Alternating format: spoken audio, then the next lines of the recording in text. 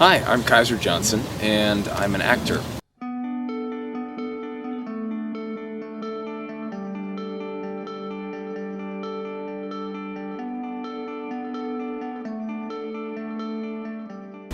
Something that seems to be extremely pernicious in what anyone does, what any of us do if we want to accomplish something, is this fear of failure. We give ourselves an out from that fear of failure by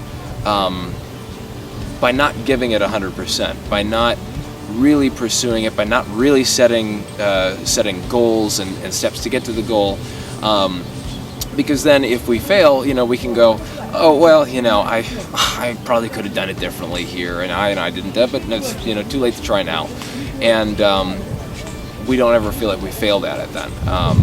But I think you have to always put yourself in a position where you can fail or succeed. And if you don't do that, and the times that I haven't, I think it really comes down to just if this doesn't work, that it means something bad about me, and it doesn't.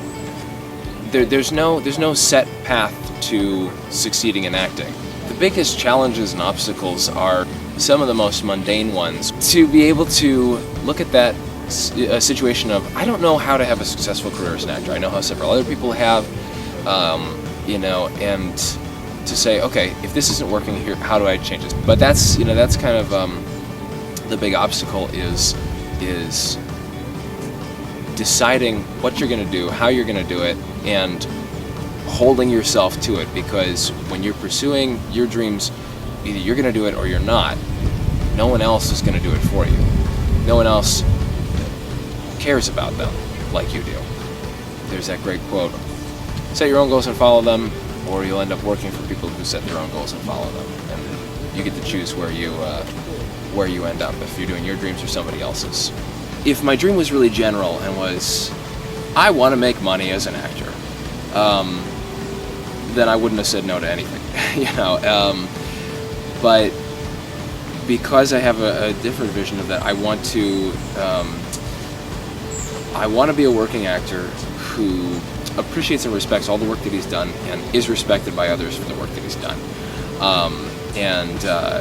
So I've had to turn down work. Yes, every day.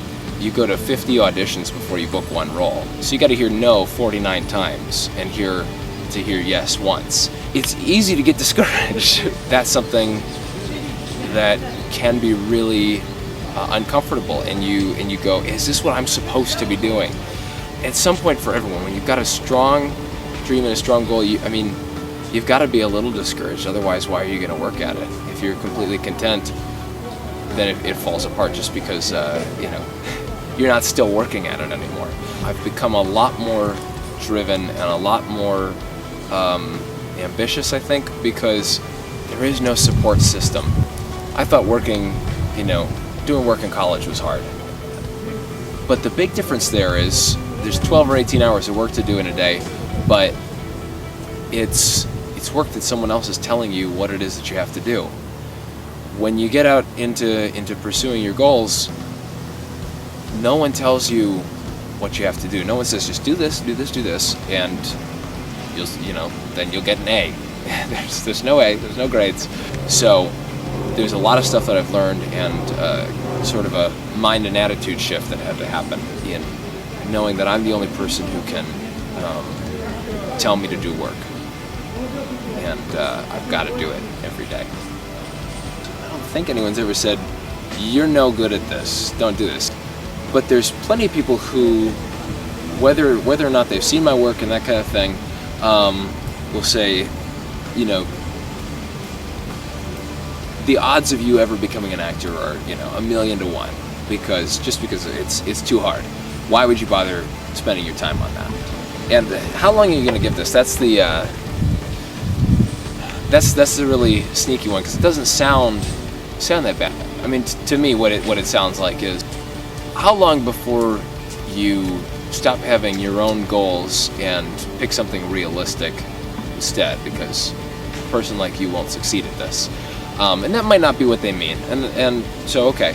But yeah, it's easy to get discouraged. People will always try to discourage you, whether they mean to or not, because they didn't pursue a dangerous, reckless, frightening, completely fulfilling thing in their life. And so it's easier if no one succeeds. It's easier if no one accomplishes anything, because then no one has to take a look at their own life and say, could I have done something like that? First, if your dream is acting, please don't. Go away. There's too many people here already. Especially if your dream is acting in Los Angeles. Way too many people. Don't come here.